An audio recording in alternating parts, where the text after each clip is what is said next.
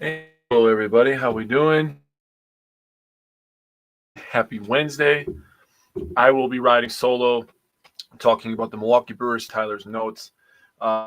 Unfortunately, if you watched the Packer episode last night, it was myself and Simon. We were having some technical difficulties, but we figured it out and gave you guys a pretty good recap, in my opinion. Tyler was out sick, and Bryant was out with some. He recently double booked himself. I'm assuming so. That's life. That happens. Ty is not there today.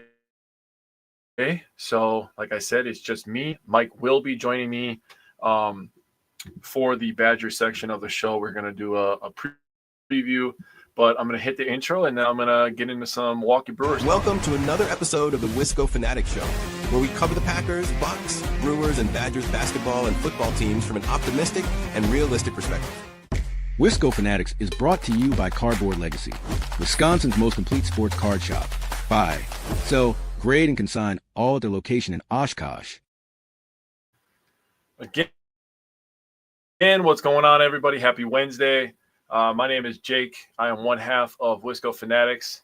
And today I'm just going to be recapping the 3 games against the Cincinnati Reds. I have notes from Tyler and myself.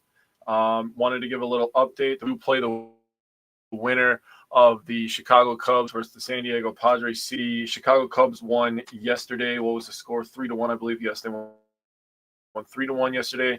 And as of right now, it is the top of the 6th, 2 outs on ABC. The Padres are winning 3-0 versus the Cubs, so they could force a deciding game 3. Extra innings today and tomorrow. Tire out those bullpens. They get one day off, and they got to come up to Milwaukee. So that's what I'm cheering for right now. As we get into these games here, I'm going to take a drink, so excuse me. As we get into these games here, my notes. So Friday night, there really wasn't much to take away from this game. Personally, for myself, I'm still trying to lock up the 1 seed at this time. The Reds are still fighting to get into the playoff at this time. The Reds did end up winning 3-1, as everybody can easily access and go see. Priester was on the mound for this one, and Priester was on a streak of for 19 straight games that he appeared in a game. 16 of those as a starter, 3 of those are coming in after an opener. The Brewers had 1, so you're going in this game with we're gonna lock up this 1 seed to whatever happens on Saturday and Sunday is what it is, right? Priester ended up going 5 innings. He gave up 9 hits. Oh, excuse me, I forgot to change I'm in the Red series. So like I said, he gave up 9 hits, 3 earned runs, a walk, and 4 strikeouts. Wasn't bad. 4th inning, he gave up a single to the left, gave up a run. In the 6th inning, he had a runner. He had a couple runners on that were inherited. Mears came. Ended up giving up a single and a sacrifice fly that made the game 3-1. The Brewers got on the board first in the bottom of the 3rd with a single to center, and Yelich ended up scoring. Myers might have earned himself a playoff spot with this performance. He goes out there and gives you 3 clean innings, has 1 walk and 2 strikeouts, but he might have earned himself onto the playoff roster. All being said, so I'm going to read Tyler's notes here on. Let me get to it real quick. So I apologize. Here is Tyler's notes from game 1. Yeah, he didn't have much. I didn't read any of his notes. I wanted it to be a surprise. He Churro, youngest ever to have back-to-back 20 and which is 20 homers and 20 stolen bases. Formerly Trout. So, anytime you're in a stat that has to deal with home runs, steals, and being the youngest ever to do it, and in the group with a guy like Mike Trout, who obviously started his career out, Hall of Fame worthy, you're in good business. He also noted that Joey Ortiz was playing some insane defense, which obviously that's been Joey's, MO for the entire season, right? The bat has been, up and down. Has been pretty goddamn consistent to elite at times. So, shout out Joey for playing a good defense. Shout out to Jackson Churio. Yeah, he did it. So, as we move on to game 2 here, I'll just read my notes real quick. Gosser in this one, he pitched 2 2/3, gave up 4 hits, 0 earned runs, had the 2 walks and the 3 Ks. This game was on national television. Again, Brewers. It's the same. The Brewers are trying to fight to lock up that 1 seed. And the Reds were still trying to fight to win. They were fighting with the Mets for that final playoff spot. Mizorowski, he pitched. He came in after Gosser was pulled in the 3rd inning here, and 2 1/3, 3 hits, 1 earned run, 3 walks, and 3 Ks. People are sitting on his stuff, man, because they can't touch some of it. So they're just going to be like, hey, we're going to pound the zone with your stuff, with your 96-mile-an-hour slider, with your 103-mile-an-hour fastball. When you could start pounding the zone with that, that's when he's going to become untouchable. Anderson gave us an inning and 2/3 in relief of the Miz, gave up 2 hit and run and 2 Ks. Big Z comes in for a 3rd of an inning. My apologies. And Rodriguez gives us 2 innings, a hit, 2 walks, and 5 Ks. The main takeaways I took, nice to see the people with RBIs for the first time in a while. Yelly at 103, Bowers got to 28, Terang got to 80 RBIs, back-to-back days for RBIs for Terang. Terang's on a heater right now. And Jackson Churio got into the RBI party with a home run that he crushed pretty good. 21st of the year, 78th RBI of the year for Jackson Churio. On that, the Miz lost control on the top of the 3rd, led to a big inning. He was walking a couple people at that point. For me personally, adversity is parts, right? So I love that the Brewers are making him wear some of these outings, making him with being uncomfortable and forcing him to recompose situations. That is part of growth. And I know a lot of people, referring to the Packers, they're talking a little sideways on a guy that has to get comfortable with being uncomfortable and recompose himself in those situations. Mizorowski right now, after he got off to an absolutely AAA Nashville, everybody was looking forward to him coming up, and he comes out and he has 5 starts and he's an all-star, and people are already Hall of Fame, and he still might get there one day. But as of right now, he is learning how to be an MLB pitcher, and that's okay to happen. Once he figures that out, it's going to be absolutely phenomenal, lights out stuff. Can't wait to say that I was here in the beginning, didn't talk sideways about him, and I was just supportive of him at every step of the way. So I will read what Tyler wrote down real quick. Top of the 2nd, beautiful defense. Bryce Terang made a good play up the middle. Caleb Durbin nabbed Ellie De La Cruz at home, and Andrew Vaughn made a nice play on the first base line. Top 3, as Collins dove and missed, set Reds up 2nd and 3rd with no outs. Gosser got 2 outs with only 1 run scoring. Miz in with 2 outs and baited. Ke'Bryan Hayes had a soft tapper. Everyone's safe. Bad missed call. Should have been strike 2, followed by ball 4. Made another run. First base, followed by terrible throwing. This clearly clears bases, made the game 6-0. Yeah, everything kind of got opened up in that inning, like I said before. So, that was a little rough to wear. But again, I love that the Brewers are forcing him to recompose himself and readjust, right? So now we can go into Reds game 3. Same situation. So went into Friday night. We're like, hey, let's just lock up this 1 seed. Reds are like, hey, we're trying to make the playoffs. Saturday, same thing. Let's lock up this 1 seed. Reds trying to make the playoffs. And the Brewers ended up locking up the 1 seed via the Phillies losing. So now they're kind of playing a little bit loose, right? They're playing a little bit loose in the in Sunday's game, and the Reds are still in the same situation where they're trying to win and get in. And the Brewers were like, you're going to have to earn it. Well, they gave him 2 wins in this series, which obviously, fast forward was enough. The Reds ended up losing last night to the Los Angeles Dodgers 10-5, I believe it was. When I flipped it on when I was going to bed, it was 5-0 in the 4th inning, and I was like, woof. Yeah, so first, before I get into this game, I want to say very by the Milwaukee Brewers allowing the Cincinnati Reds to celebrate on the field. That is what makes the Brewers the Brewers. Tyler, first of us, but, he was very adamant on talking about how the people are really important for the Brewers. And Pat has done nothing but support Tyler in that claim, and he has said it himself.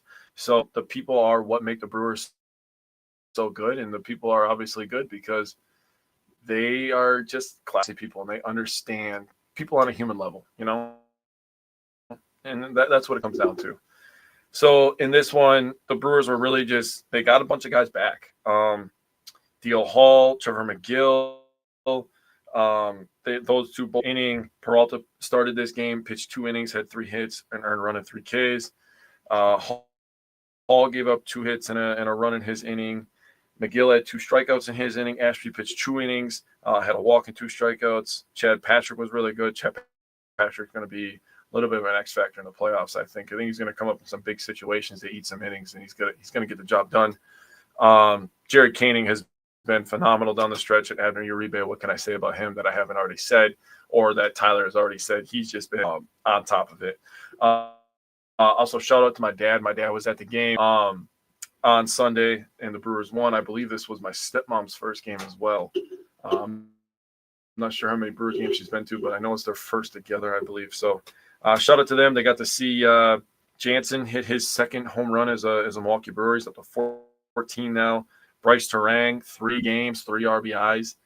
So like I said, he's on an absolute heater, and it's nice to see Vaughn get back into the RBI on the RBI train. Can't lie to you there. I'll read what Tyler wrote, and then shortly after that, I'm going to get into some what's next for the Brewers, and we're going to do some Froster predictions. I'm going to read off Tyler's, then I'll read off mine. So Tyler said for Brewers on Sunday, 5 of his first 7 hits were for extra bases, so that's really nice to see, hitting the ball for power. Good to see Danny Jansen hit another home run. I agree. Got to see a bunch of pitchers tune up. Yep, I mentioned that. McGill, Ashby, D.L. Hall, people like that. And Reds 0 hits through 4th through 8th innings. So the Brewers were absolutely dominating in those innings and getting ready for the playoffs, right? This was the last dust off before the playoffs started for us. And I don't know if anybody saw. I saw it posted today. I do not remember, but I saw the post on X. And the Brewers were doing a simulated game, and they had the pitch count scoreboard, and they had one of their base coaches be the umpire. And man, the players were just having a good time. They were staying loose, having fun, and they were giving it to the base coaches when they would call balls and strikes, and they were wrong on the pitch count, man. And I thought that was pretty hilarious. Excuse me. So Brewers are absolutely locking in for Saturday. So we got Thursday, and then Saturday, depending on our opponent. I believe I saw it today. I can look it up. See that. Apologize. Here it is. So I seen this. It says subject to change, though, just so everybody's aware. Saturday, October 4th, if the New York Yankees advance, it looks like the Brewers versus the Padres or Cubs will be at 1:08 p.m. Central Time on TBS. So if the Yankees advance, which they are behind 1-0, they play tonight. They will be playing at 1 on Saturday, as you know, I'll want to switch. Any idea who you want the Brewers to face? I choose the Cubs. So Steve, I'm going to tell you right now, Tyler, same brainwave, which we often are. We want the. I am not one of those people that duck smoke. I love competition. I love sports for the reason of you can have the highest of highs and the lowest of lows with sports emotionally. Now, it is your responsibility. I'm so emotionally intelligent. It doesn't bother you. I say I want the Padres are absolutely a terrible matchup for the Brewers. Via another West team that the Brewers lost to a couple of years ago. The Arizona Diamondbacks were in the wild card round 2 years ago. So for me, I want the Cubs. I don't want to hear fans. If you're a Brewers fan, hold on to your tickets. Simple as that. So then if the Red Sox, like I said, if the Red Sox win, it looks like the Brewers game 1 will be at 8:00 at night on Saturday. So for me at Boston, I said yesterday, people in the back chat can approve of this. I said that I think the Red Sox are going to win versus the Yankees, and that means that the Brewers would end up playing at 8:00 at night on Saturday, which is that's okay with me. So now, before I get into the playoff roster, Tyler said one little thing. Excuse me. Maybe. Oh, yeah. Okay. Doing something. Tyler wrote down minus 32 run differential after an 0-4 start. They ended on a plus 172 run differential. And Tyler posed the question, asked, how much complaining did you do during the season? How much complaining did you do during that 0-4 start? How much complaining did you do in May before the Brewers got absolutely on fire in June and July, and they took over the sports world by storm? How much do you actually take the advice that Tyler and I give you guys in letting this season play out? Just enjoy the season. Just live in the season, and whatever happens, happens. Right? You don't have, your complaining has no change on what's going to happen anyway. So just be a fan. So playoff rosters. I'm gonna get into it. I got mine right here. And check mark when we have the same people. So for Tyler, and like I said, I was before. So I'm going to read it right now. It looks like we both have Contreras and Danny Jansen as our catchers, which makes total sense to me. Tyler Vaughn. I also have Andrew Vaughn. Tyler has Bryce Terang. That's no shock. Tyler has Chad Patrick as a pitcher. I also have Chad Patrick as a pitcher. He has Mizorowski. I also have Mizorowski. Caleb Durbin. I also have Caleb Durbin. Isaac Collins. Yep. Tobias Myers. I do not have Tobias Myers on here, actually. So Myers is on Tyler's. Tyler is not Jake's. I'm going to write this all down. Jackson Churio, that makes sense. Freelick, that makes sense. Christian Yelich, that makes sense. Blake Perkins.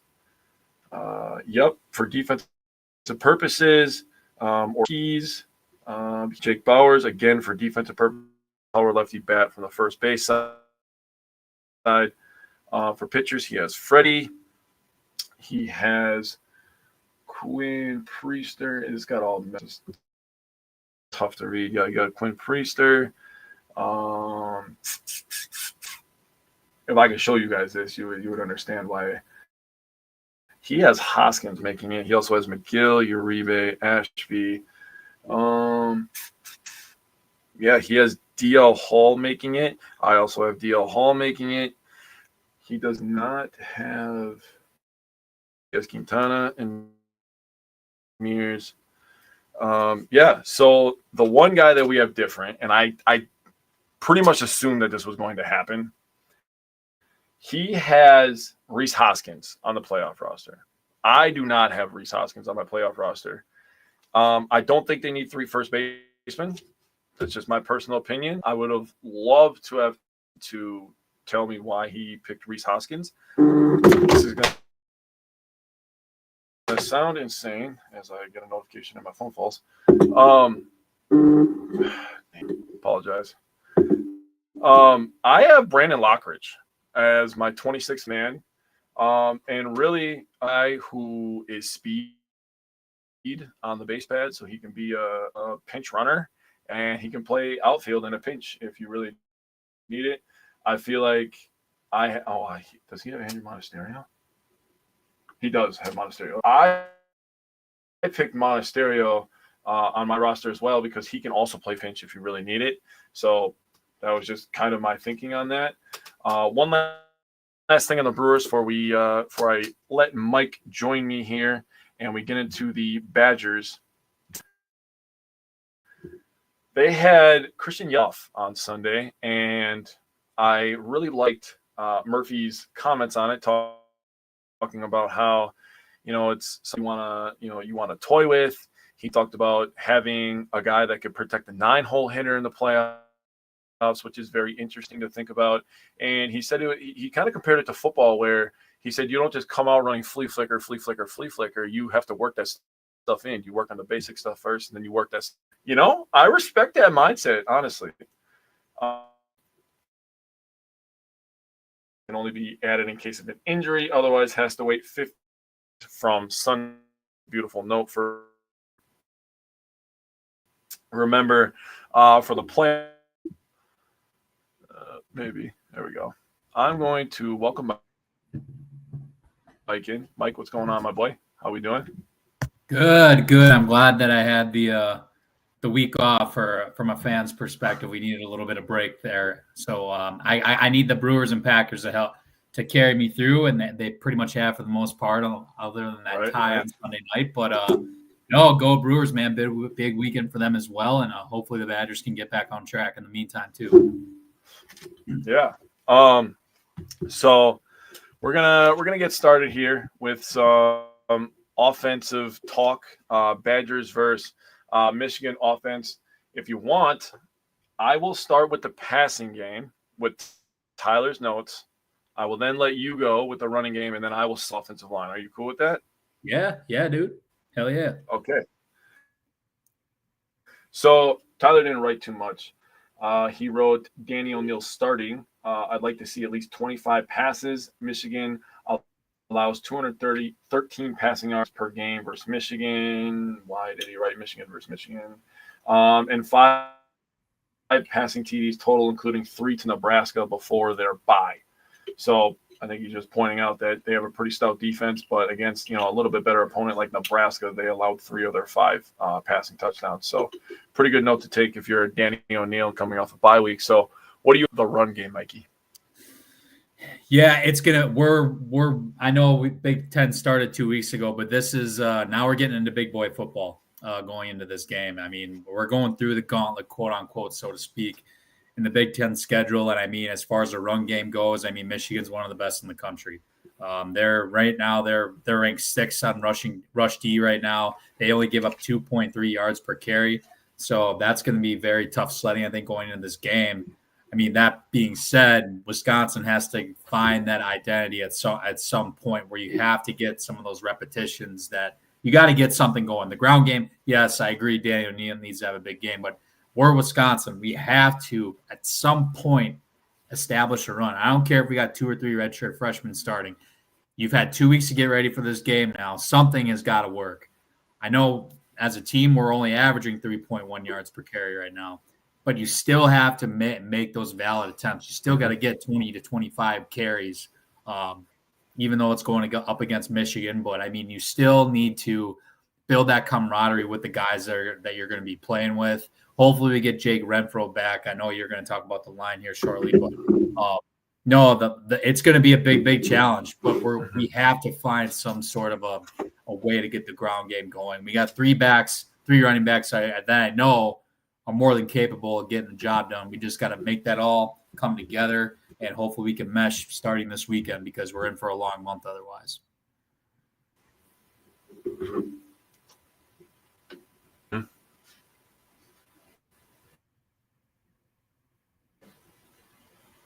All you when you're good to go, man. Yeah. Oh, okay. Yeah. Well, I'll be right back. Just keep talking. I'll be right back. No, not a problem. So, I mean, obviously we had Dylan Jones. He got hurt a couple weeks ago. I believe he's going to be back this week, which is great. I would love to see maybe Katie Yacomelli get a few more carries. I mean, although through the first 4 games, it hasn't really worked out for either of the three guys for the most part. We did see flashes of Darion Dupree here and there. And again, Dylan Jones getting hurt. Maybe that means it's time for Katie Akamelia to start, getting a few more touches, because we saw it last year.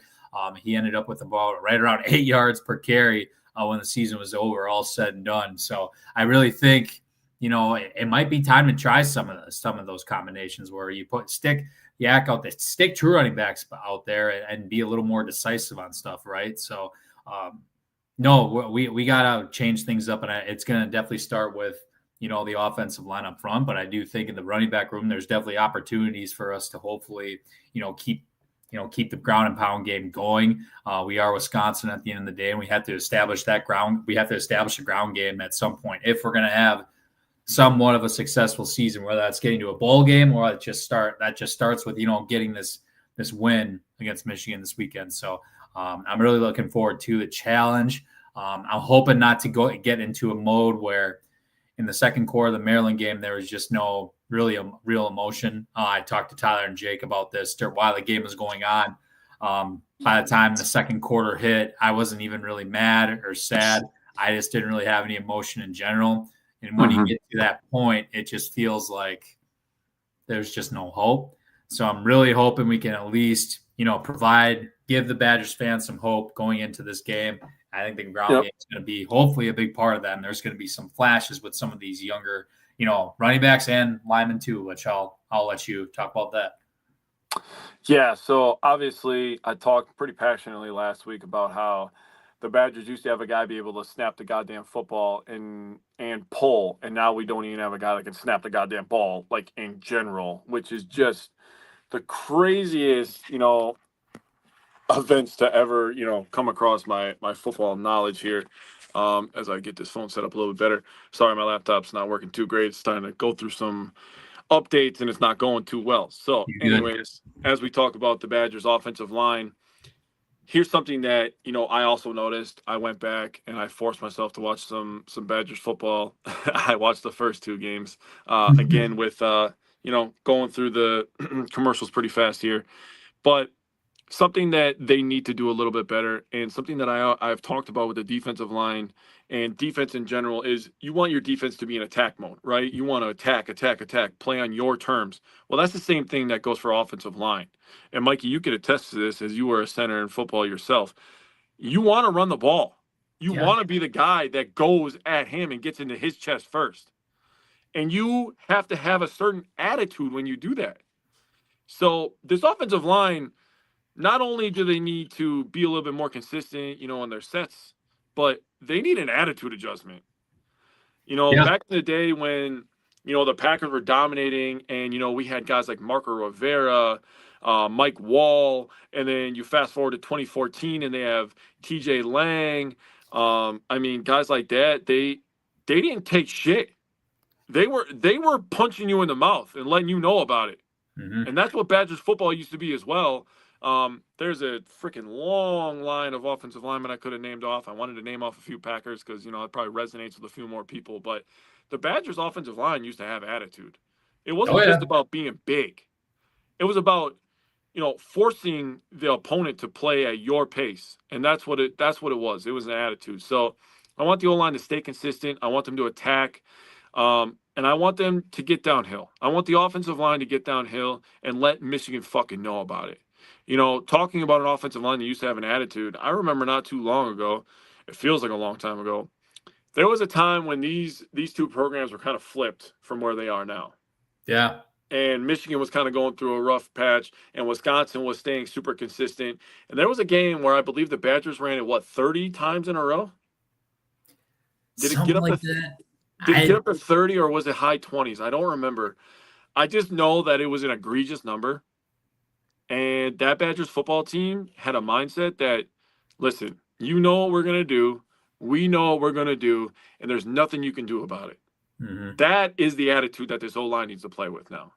So they did that pretty well in the second half.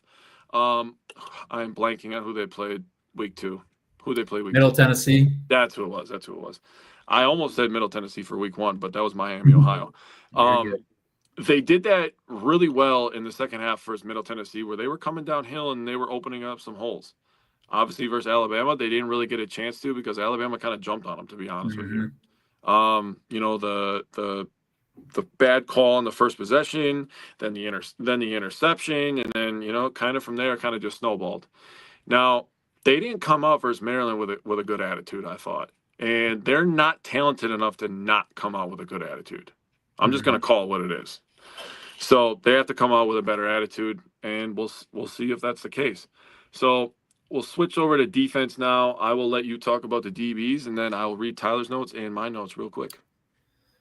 I mean, it was a big struggle for the DBs. I mean, the last two games, if we're going to be honest, against Maryland and Alabama, I am going to call out Rico a little bit. I think he actually is not having a great year so far this year. And I need him to step up, because if we can get some sort of a pass rush against Michigan and force this freshman quarterback to make some mistakes, which I think there could be an opportunity to do so, we're going to need these guys to create turnovers. I mean, we had a great start to the year with getting turnovers, interceptions. Now we're only at 3, and that's smack dab right towards the bottom of the Big Ten.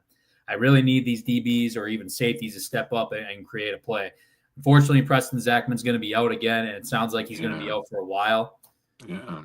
That's a big, big loss. So we're going to need the Nina kid, Matt Young, to step it up again this weekend, and hopefully he can make some plays. Austin Brown's back there too. He's a seasoned vet. We need him to have a big day.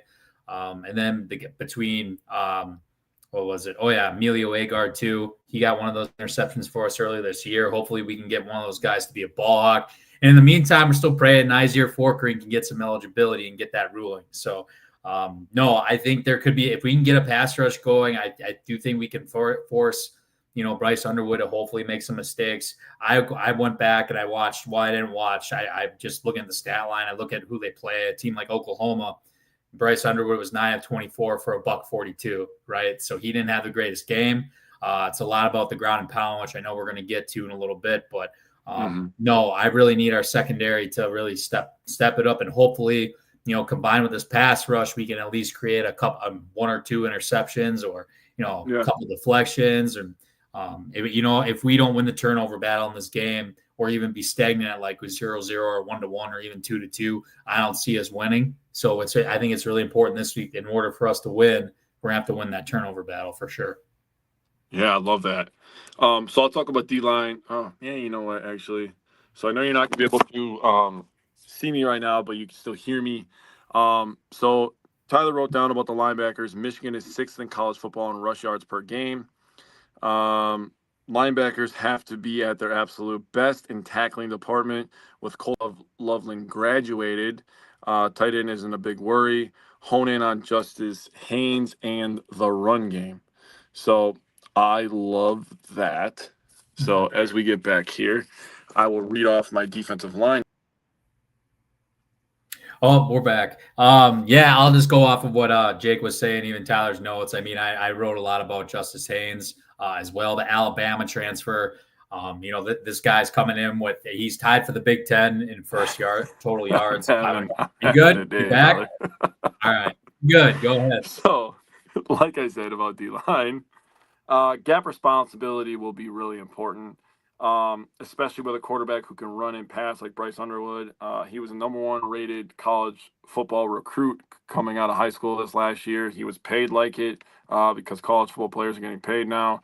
If you don't know, Dave Portnoy forked over a couple mil towards his 4-year, $14 million contract, which sounds absolutely silly to say out loud, but it is what it is. The kid's obviously talented. You could tell that. I watched that entire Oklahoma-Michigan game, and I was like, let's see what he's got. He's got some stuff there. He's got the physicals. He's just got to get the mental reined in a little bit. But Bryce Underwood on the year is 58 for 102, 733 pass yards and 2 touchdowns. He has an interception, and he has a long completion of 44 yards. He has 22 rushes for 169 yards and 3 touchdowns, a long of 37 yards. You're going to have to contain him, not let him get outside the pocket and extend plays. Almost the same as Malik Washington was for Maryland. Yep. And you have to rally to the ball. We can't have one guy going towards the ball every single time. That's not a recipe for success. We have to come together collectively as a unit and make some tackles. That's what's going to happen. Mm-hmm. And you're going to have to play with heart. You're going to have to play with pride. And you're going to have to put it on the line. Because Michigan is 3-1. They're ranked number 20. This game is on Fox at 11 a.m. Fox's college game day is going to be at Michigan, which Dave Portnoy is on, by the way. Mm-hmm. And so that's going to be really annoying. I'm not watching that. And Michigan opens up as 17.5-point favorites. So Dave Portnoy is going to say some disrespectful things to Big Cat. Big Cat's going to take it, and he's going to act like a coward because he always puts his goddamn tail between his legs when defending his teams. And it is what it is. Now, if Big Cat comes out and, gets a bunch of money put together and helps the Badgers get a quarterback, I'll take back what I said, but I am going to stand on business that he acts like a gigantic pussy when he defends his teams. And everybody can see it. I'm just saying. He does it with the Bears all the time. As we move on, I'm just going to talk about special teams real quick. Stop hurting yourselves. Stop shooting yourself in the foot. Doesn't it hurt? Doesn't it hurt when you shoot yourself in the foot? Like, quite literally shooting yourself in the foot. Stop. Jesus. Criminy, man. You cannot win football games that way. So let's get into some X factors. Who do you got for an X factor, brother? I mean, it's pretty cut and dry for me. It's Justice Haynes versus the Wisconsin run defense. I mean, statistically, you're looking at Wisconsin, believe it or not, is still number one in the country. They're top 3 in the country with yards per carry at 2.1 through 4 games with our run defense, which is crazy to me, based on how we played in the first 4 games. However, if you look at it, they did a pretty good job against Bama. Still did a pretty good job against Maryland last week. It was some of the big pass plays that really killed us, especially against Alabama. I can't hear you, buddy. Oh, at the end of the day, I would still say that our first order of business would for sure need to be, the run defense for sure against Justice Haynes. 537 yards rushing, tied for number 1 in the Big Ten. Average a little over 8.1 yards per game. So that's the matchup I'm looking forward to. Okay, so I'm going to get into my X factor. Or actually, I'm going to get into Tyler's first. I like getting into Tyler's stuff first. So Tyler, he didn't do an X factor. I lied. Tyler did not do an X factor. So I did an X factor myself. And I wrote down line of scrimmage, because that's something that we've been talking about for the last couple weeks. It's something that's going to continue to get talked about because we like to cover all phases of football, and there's a lot of stuff going on with football, right? So I wrote down O-line, D-line for pass protection, the pressure that the D-line is putting on, and some rushing stats that Wisconsin and Michigan have on the year. So Michigan has only given up 2 sacks on the year and only given up 1 quarterback hit. They've given up 20 pressures. On the D-line, they have 16 sacks, 24 quarterback hits, and 46 pressures. So they're plus 14 on sacks, plus 23 on hits, and plus 26 on pressures. That's what a good football team does. They dominate the line of scrimmage on both sides. Going to Wisconsin, the O-line has given up 9 sacks. They've given up 9 quarterback hits and 44 pressures. Some of this stuff could be, because of a backup quarterback, lack of experience, shuffling O-line, yada, yada, yada. It is what it is. But these are the numbers that represent what they have been towards the year. The defensive line, no shuffling, no backup quarterback to blame. 11 sacks, 7 hits, 55 pressures. So they're plus 2 in sacks. So the D-line has 2 more sacks than the O-line has given up. I would like a little bit bigger gap. Yeah. They are -2 on quarterback hits. So the O-line has given up more quarterback hits than the D-line has produced. That's not good. And they're plus 11 on pressures. Honestly, take the pressures down on the O-line a little bit with the, the backups and stuff like that. I think that number actually is okay. 55 pressures. They actually have more than Michigan. So I'm not upset with that number at all. No. Now you get into the rush yards. And this is really where the difference is, in my opinion, and how far the Badgers have fallen off from where they used to be. Wisconsin rush has 136 attempts, 616 yards, and 4 touchdowns to 4.5-yard average. Honestly, when my entire life growing up, you heard that 4.5 yards per carry for a running back is good. So, not doing too bad, right, when you hear that. They have 392 yards after contact, 2.8 yards per after contact. They have forced 20 missed tackles, and they have 12 10-plus yard runs. Not bad, right? You're like, well, okay, could be worse, right? Just wait.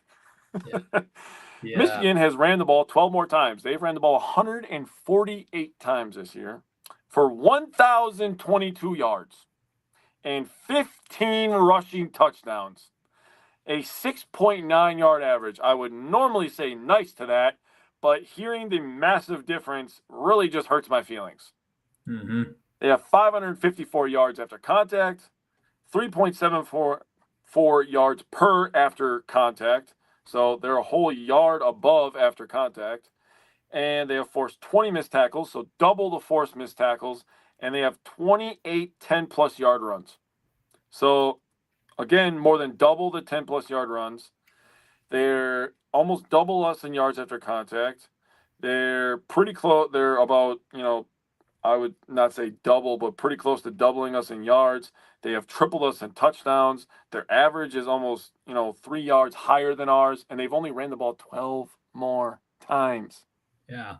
How does that not hurt your feelings if you're a Badgers fan? That used to be our offense. Yep. With the same offensive line and the same middle of the road passing game, we used to have that rush offense. That's how dominant we were. That's crazy to me. It's a damn shame. I still can't hear you, so you're gonna have to put it in the private chat what your score prediction is. But let's get into some score predictions and we can get the heck out of here, my boy. Okay. So go ahead and tell the people your score prediction and let me know when you're done with your head score prediction. Can you hear me at all? Okay. All right. It's gonna be head. Okay. So I did not read Tyler's either. So he said 30-10 Michigan. Oof. That's actually like pretty close to mine, to be honest with you. So for mine, I wrote down 34-14 Michigan is what I wrote down from the head. Tyler wrote down 37-17 Michigan from the head. Anything. And Tyler from the heart, I'll just read his off real quick. Tyler from the heart wrote 28-27 Wisconsin. How about now? I'll ask you, Mike, what is your score from the heart? It's in the chat. Oh, you also put it in there? Yeah. Yeah. Oops. He wrote 16-10 from the heart. Ooh, I like that. I wrote 24-20 Wisconsin. I do believe that there's going to have to be some scores, but the Wisconsin defense is going to have to step up and force a couple turnovers, maybe some sacks. They're going to have to basically create momentum plays on third downs and second downs, force them into some long second downs, some long third down opportunities for us to have a chance here. But like I said, 17.5-point underdog. So if you believe that Wisconsin could turn around, that's a pretty big line that you could smash and make some money on the Badgers on Saturday. Not telling you what to do with your money, just telling you that's a pretty big line. Yeah, so anyways, the last two episodes have had some crazy technical difficulties. We'll have to figure that out. But thank you for anybody who commented and hung out with us as we get ready for the Brewers playoff push. Hopefully the Wisconsin Badgers are turning a clean page here, can show us some improvement for the rest of the year. It's going to be a gauntlet coming up here with this October schedule. So they're going to have an opportunity to show some growth, and hopefully Tyler's feeling better next week. He could be back. We can have a full crew. And other than that, everybody have a great night, and be safe, be smart on Wisconsin. Later.